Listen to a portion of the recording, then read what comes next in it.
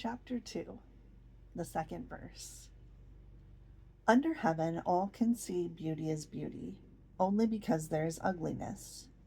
All can know good is good only because there is evil. Being and non being produce each other. The difficult is born in the easy. Long is defined by short, the high by the low. Before and after go along with each other. So the sage lives openly with apparent duality and paradoxical unity. The sage can act without effort and teach without words. Nurturing things without possessing them, he works, but not for rewards. He competes, but not for results. When the work is done, it is forgotten. That is why it lasts forever. Living the paradoxical unity. The concept of something or someone being beautiful is grounded in a belief system that promotes duality and judgment. This way of thinking is prevalent and commonplace for just about everybody in our culture, perhaps even having some value in society. I encourage you to explore the concept of paradoxical unity in this second verse of the Tao Te Ching.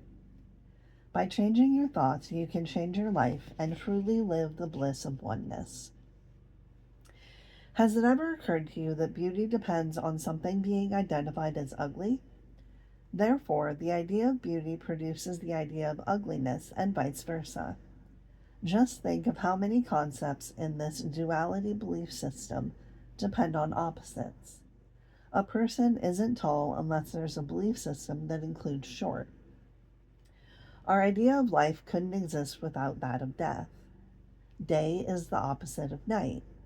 Male is the antithesis of female. What if you instead perceived all as a piece or glimpse of the perfection of oneness? I think this is what Lao Tzu is suggesting with his description of the sage who lives openly with apparent duality and paradoxical unity. Imagine the perfect oneness coexisting in the apparent duality, where opposites are simply judgments made by human minds in the world of 10,000 things. Surely the daffodil doesn't think that the daisy is prettier or uglier than it is, and the eagle and the mouse have no sense of the opposites we call life and death. The trees, flowers, and animals know not of the ugliness or beauty. They simply are, in harmony with the eternal Tao, devoid of judgment. As the sage lives openly with apparent duality, he synthesizes the origin with the manifestation without forming an opinion about it.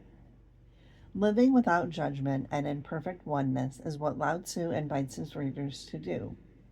He invites our wisdom to combine perceived opposites and live a unified life.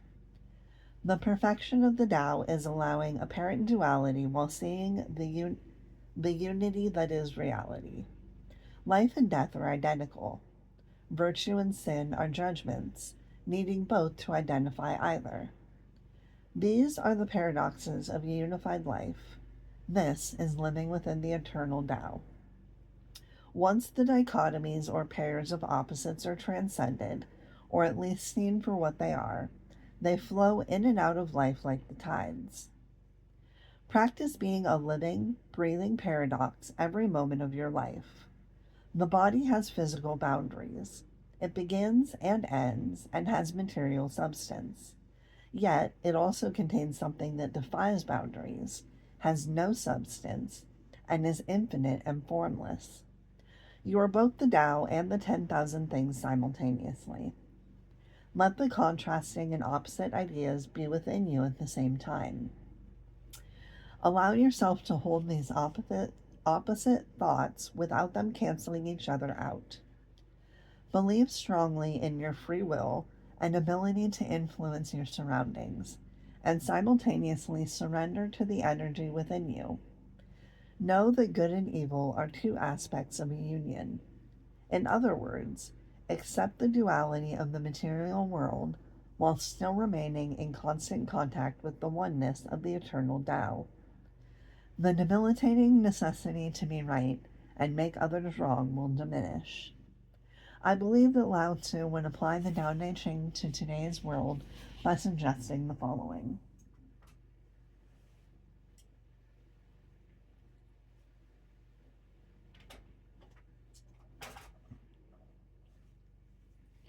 Live a unified life. Enter the world of oneness with an awareness of the propensity to compartmentalize everything as good or bad, right or wrong. Beautiful or ugly are standards of the physical world, not the Tao. Contemplate the insight that duality is a mind game. In other words, people look the way they look, period. Criticism is not always necessary or helpful. See the unfolding of the Tao inside everyone, including yourself, and be at peace with what you observe. Be a good animal and move freely, unencumbered with thoughts about where you should be and how you should be acting. For instance, imagine yourself as an otter, just living your otterness. You're not good or bad, beautiful or ugly, a hard worker or a slacker. You're simply an otter, moving through the water or on the land freely, peacefully, playfully, and without judgments. When it's time to leave your body, you do so, reclaiming your place in the pure mystery of oneness. This is what Lao Tzu means when he says, "When the work is done, it is forgotten. That is why it lasts forever." In other words, you don't have to leave your body to experience forever. It's possible to know your eternal self, even in the embodied condition. When duality and judgment crop up, allow them to be a part of the perfect unity. When other people create dichotomies, you can always know oneness by practicing the Tao. Accomplish much by trying less. Effort is one piece of the whole. Another piece is non-effort. Fuse these dichotomies and the result is effortless action without attachment to outcome. This is precisely how you dance with someone. You make an attempt, assume a position, listen to the music, and let go all at the same time, allowing yourself to easily move with your partner. Combine the so-called opposites into the oneness of being without judgment of fear. Labeling action as a fine effort implies a belief that trying hard is better than not trying. But trying itself only exists because of beliefs about not trying. Attempting to pick up a piece of trash is really just not picking up the trash. Once you've picked it up, then trying and not trying are irrelevant. Understand that you can act without the implied judgment of words, such as effort and trying. You can compete without being focused on outcome. Eliminating opposites paradoxically unifies them so that it is unnecessary to identify with one position. I imagine that in today's language, Lao Tzu would sum up the second verse of the Tao Te Ching in these two simple words: just be. Do the Tao now, by noticing an opportunity to defend or explain yourself and choosing not to. Instead, turn within and sense the texture of misunderstanding, feeling it all the way through your physical system. Just be with what is, instead of opting to ease it by traversing the outer world path of explaining and defending. Don't get caught up in the apparent duality of being right or wrong. Congratulate yourself for making a choice to be in paradoxical unity, a oneness where all of the spectrum simply is.